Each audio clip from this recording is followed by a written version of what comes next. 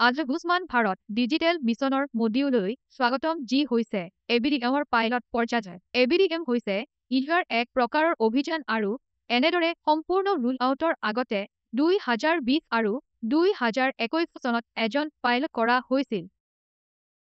এই মডিউলৰ শেষলৈ আপুনি দাদৰা আৰু নগৰ হাভেলী আৰু দমন আৰু দিউত এবিডিএমৰ পাইলটৰ মৃত্যুদণ্ড আৰু ইয়াৰ ইতিবাচক প্ৰভাৱৰ বিষয়ে জানিব পাৰিব।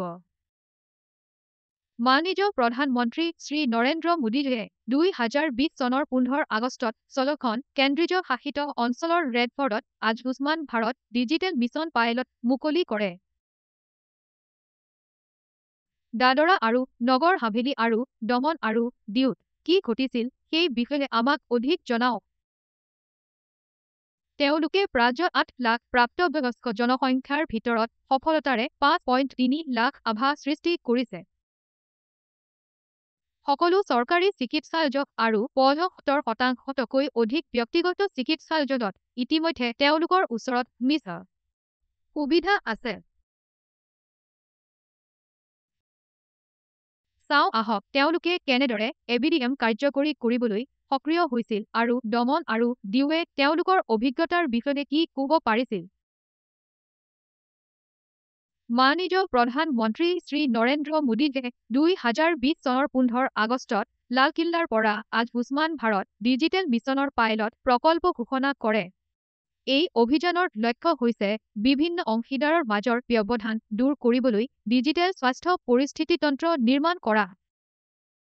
যদি আপুনি আপোনাৰ আভা সৃষ্টি কৰিছে, আপুনি আপোনাৰ চিকিৎসকৰ সৈতে সংযোগ স্থাপন কৰিব পাৰে আৰু আপোনাৰ স্বাস্থ্য ৰেকৰ্ড আৰু ইতিহাস কাগজবিহীনভাৱে ভাগ বতৰা কৰিব পাৰে। এনেদৰে এক ডিজিটেল স্বাস্থ্য ইতিহাসই চিকিৎসকসকলক নিৰ্ণয় কৰিবলৈ আৰু উন্নত ক্লিনিকেল সিদ্ধান্ত ল'বলৈ সক্ৰিয় কৰিব।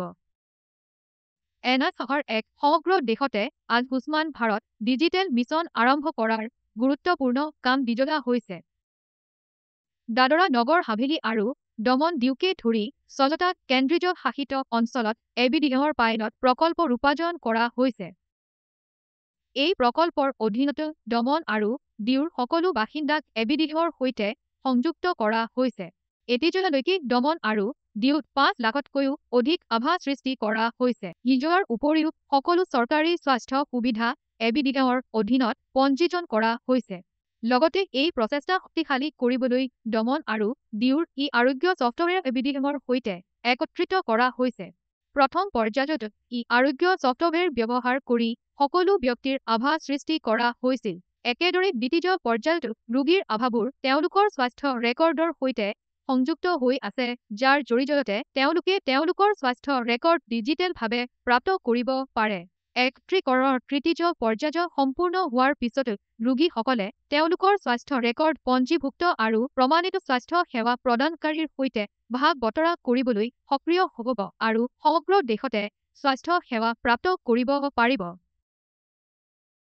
দমন আৰু দিউৰ এবিডিএমৰ শক্তি প্ৰদৰ্শন কৰে। ৰূপায়ণৰ সফলতা আৰু ইয়াৰ প্ৰভাৱ অতি উল্লেখযোগ্য। আন কেন্দ্ৰীয় শাসিত অঞ্চলতো একে ধৰণৰ ফলাফল দেখা গৈছিল আৰু এনেদৰে 27 ছেপ্টেম্বৰ 2021 তাৰিখে দেশজুৰি এবিডিএম আৰম্ভ কৰা হৈছিল। এই মডিউলটোৰ সৈতে আমি এই সিদ্ধান্তত উপনীত হ'ব পাৰোঁ যে এবিডিএম হৈছে ৰোগী কেন্দ্ৰিক আৰু সুস্থতা কেন্দ্ৰিক দৃষ্টিভংগীৰ সৈতে এক প্ৰভাৱশালী পদক্ষেপ।